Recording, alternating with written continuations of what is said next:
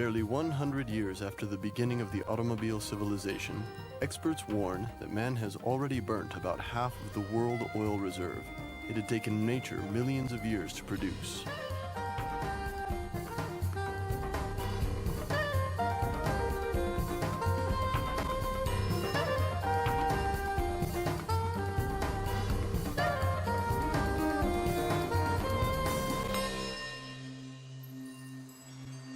In the past, as today, the big game of black gold has been marked with power struggles between producing and consuming countries. A new, more serious source of tension is now worsening the already strained situation: the decline of oil resources, which may occur in the following decades while the consumption of fuel grows.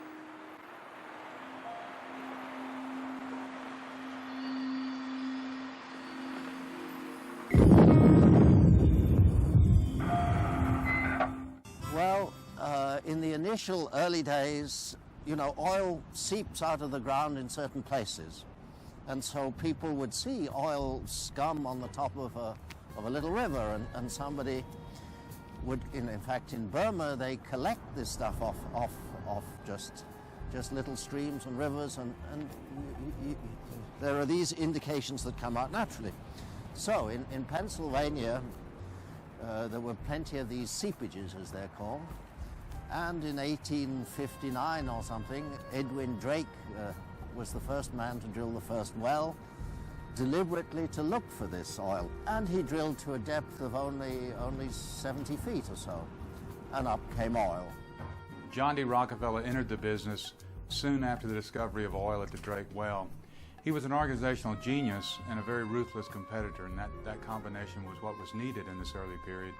He looked in the industry and he saw chaos, and his accountant's mentality, his accountant's soul, convinced him that he was the one who could impose order on that chaos. Over about 30 years, he moved toward the model of vertical integration, connecting refining to transportation to marketing and finally oil production into the mix. And that did become the model for every major oil-related company in America for the next 50 to 75 years. Two men were to lead the struggle, which little by little was to undermine the major's power. These men were Perez Alfonso, Venezuela's energy minister, who was extremely well regarded by oil leaders of the Arab countries, and his Saudi counterpart, Abdullah Tariki, a radical nationalist, the Americans called the Red Chic. Well, the oil companies, they were happy to withdraw from deciding the price of oil. They were as the buffer element between the producers and the consumers. And after the October War, and they felt that the heat is too much, they decided to withdraw. This is how the price of oil, its owners, or even its destination could change several times during a single cargo crossing. However, a high price of oil is very good for the oil companies. They make a real handsome profit. In the Gulf countries, as in most OPEC countries, there was no room for democratization in the unbridled race to modernism, marked in the 1970s and 80s. I talked with King Fahd just before I left, in the last meeting that I had with him as ambassador. And I talked basically about the use of their wealth. And I said, look, you didn't put the oil under your ground, God did. And you didn't exploit it either, the Americans exploited it. And you have been given extraordinary wealth, and you have squandered this, I said. And I said, if you waste this money, your descendants are going to dig up your bones and burn them. Everybody in the world wants to find oil because they think how wonderful this will be, what a great blessing it will be for us, but oil is a curse. Still, all Americans should become aware that their oil is a non-renewable source of energy, and as such is extremely precious. Unfortunately, it appears they haven't.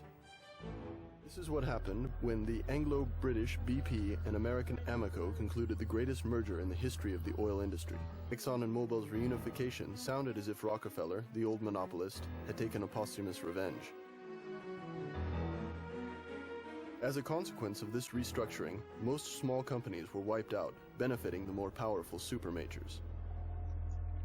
Their activities were mainly focused on refining, distribution, and especially on petrochemistry, the profits of which had multiplied by 10 since the end of the 1990s. Until the end of the last century, China was oil self-sufficient, but suddenly, at the very beginning of the 21st century, the situation reversed brutally. Well, if you go to Moscow, you'll see that all the money comes to Moscow and comes from oil. There's nothing else in Russia. Certain Russian oligarchs have worked very hard to keep Western companies out of Russia.